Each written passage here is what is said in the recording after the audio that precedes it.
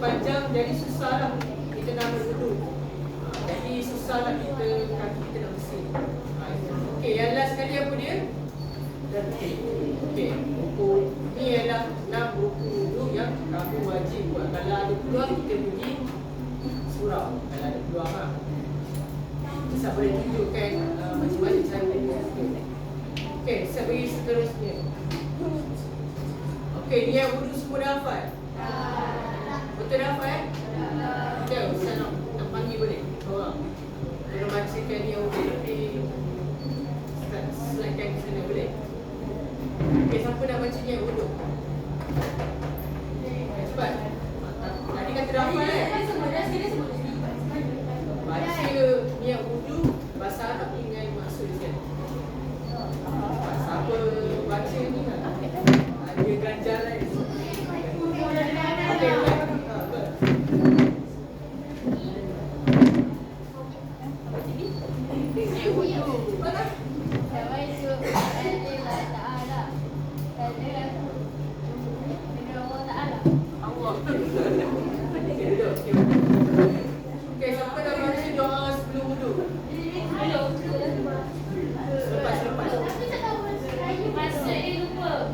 okey, baca bahasa Arab je. Bahasa Arab.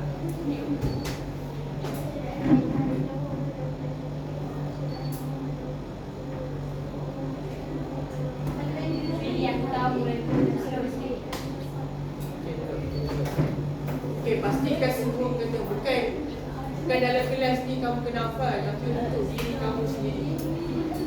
Kalau kamu hafal, kamu rugi tak benda ni? Tak rugi jadi kamu kena buat benda ni setiap hari. Okey, itu adalah doa selepas wudu dan niat. Okey, seterusnya. Okey, boleh tengok dekat buku teks kamu, buku surat 123.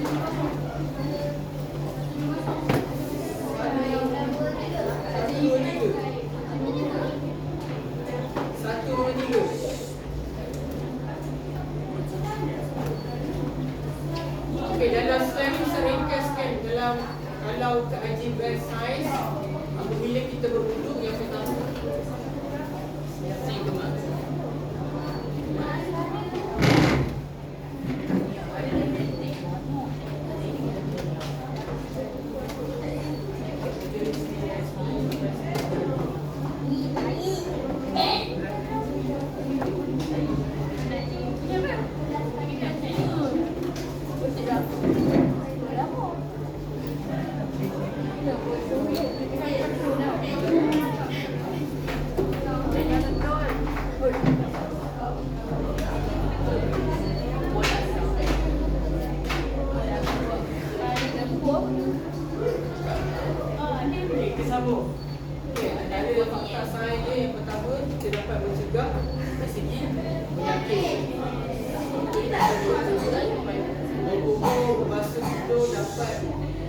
Membuang segala kumanan atau bakteria. Ini antara bakteria yang menyebabkan kita kena dapat biasa dekat itu kena penyakit apa? Sesama, betul tak? Biasa sesama lah. Itu salah satu dari kita boleh hilangkan sesama. Resedung pun dia kena ada ubat dia sendiri.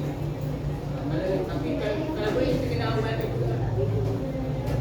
Okey, yang kedua kita dapat saraf kita akan jadi apa? Jadi lembut lah bila kita urutkan air semasa wudu.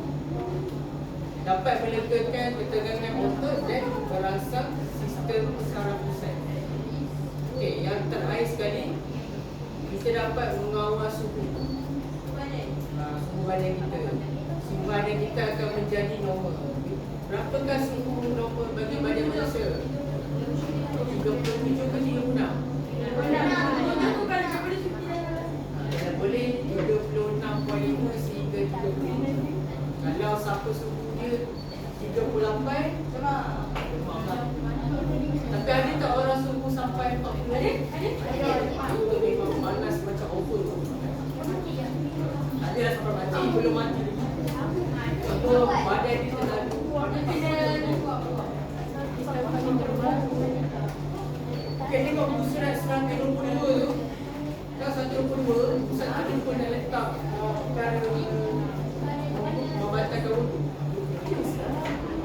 tengok yang pertama, antara perkara yang buatan kamu ialah keluar daripada sesuatu daripada kumpul dan kumpul. Bila kita buang ada kecil dan ada besar, itu merupakan perbuatan kamu. Okay, yang kedua, kita tidur dengan cara tidak tetap ke lantai. Ini cara tidur lah. Macam mana? Kita tidur berak ke lantai. Berak. Tak boleh Okey, yang ketiga, kita hilang akal dengan sebab hitam. Tahu hitam ke mana? Hitam ke pensel lah. Hitam tu kita tak nampak. Ustaz. Kita dalam halusinasi. Ustaz, kalau yang pensel tak sampai sejam tu apa cerita? Hitam lah tu. Tak, ada orang pensel 2 minit. Lepas tu dia dah bangun. Dia bangun. So, buat pensel tu. Itu buat pensel tu lampu. Okey, yang seterusnya, bersentuhan kulit. Kita tak boleh bersentuhan kulit antara lain-lain jadinya.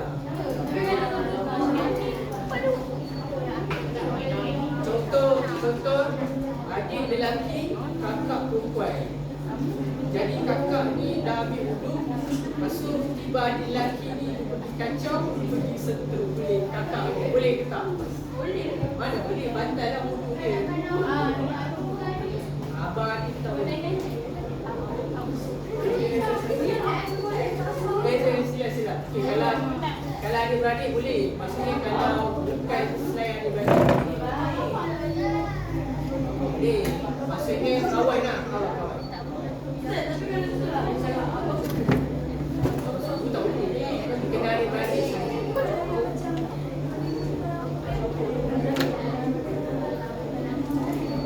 Okay, dapat. Itu yang keempat perkara yang membatalkan wudu. Okay, yang kelima, menyentuh kemaluan manusia. Kemaluan kita lah, kita tak boleh. Tak boleh walaupun kita diri sendiri, kita tak boleh. Kita membatalkan wudu. Yang terakhir sekali, menyentuh wudu dengan tapak tangan atau perut jari. Boleh tengok dekat hotel tu, dekat surat 122 yang bahagian akhir sekali. Kita tak boleh menyentuh perkara wudu dengan tapak tangan atau perut jari. Itu tak betul. Itu adalah perkara yang membatalkan wudu.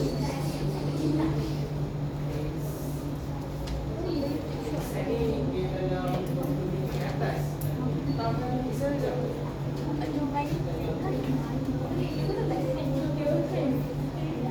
Okay, jelas tak?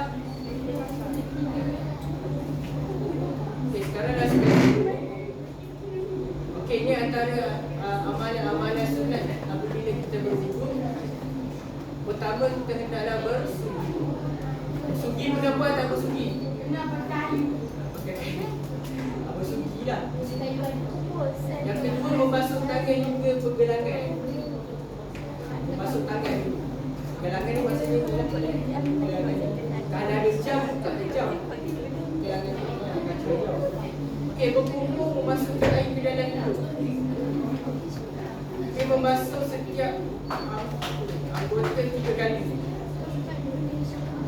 Okey, menjelat jari tangan dan jari kaki yang seluruh kepala dan kedua telinga, dan terakhir sekali melebihkan kawasan basuhan ke tangan dan kaki.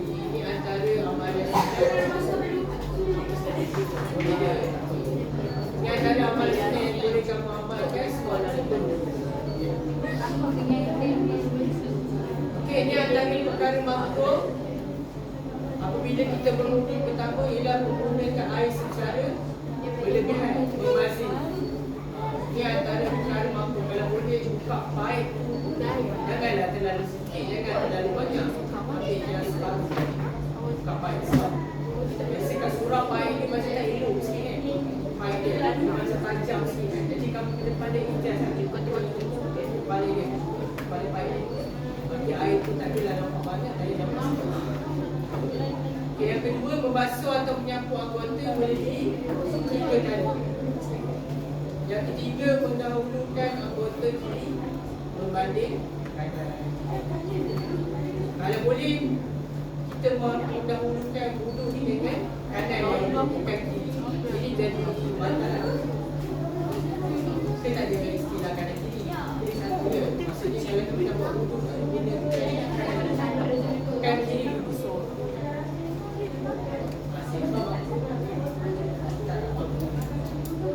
Okay, yang keempat, berkumpul atau memasukkan air ke hidung secara berlebihan ketika berpuasa. Kita tak boleh lah. Kita nak masukkan air secara berlebih pun tak boleh juga. Maksudnya kita ikut sedang. Yang terakhir sekali ialah menampak air berkumpul. Maksudnya jadi macam tu. Ambil air tu tak macam nak lari keluar. Faham tak? Mesti ada kamu yang pernah buat kan? Ambil wudu, ambil air pasal macam tu. Nampak tak? Lepas tu segi. Kalau boleh ambil wudu yang ramai orang kan tak bagi cik tak surau. Kalau boleh jangan buat macam ni Kalau boleh ambil slow-slow, ambil secara tenang, relax. Boleh kita belajar.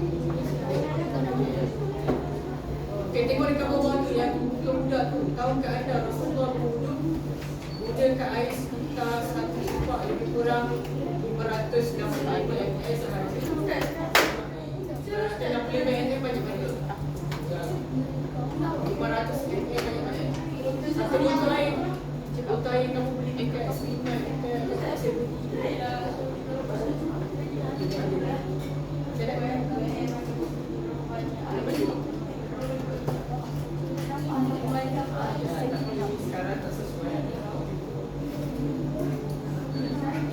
Okey, ni saya dah baca tadi perkara yang membatalkan wudu. Nampak semua Ni antara perkara yang membatalkan wudu. Okey. Okey, antara rumusan bagi tajuk ini, kamu benda wudu ni adalah sangat penting dan sangat wajib yang kamu lakukan untuk sebenarnya. Maksud kamu kena tahu program rukun ni. Kalau boleh hafallah rukun ni. Supaya kita boleh hafal, kita boleh solat. Sebab kita solat setiap hari kita. Maksud kita kena melakukan amalan sunat yang Rasulullah lakukan. Seperti apa lagi? Seperti tidak membazir air dan seterusnya. Dan lagi satu, kita kena pastikan kita tahu apabila kita nak ambil wudu tu, kita ni wudu batal ke tak. Kita kena tahu macam mana cara wudu tu batal.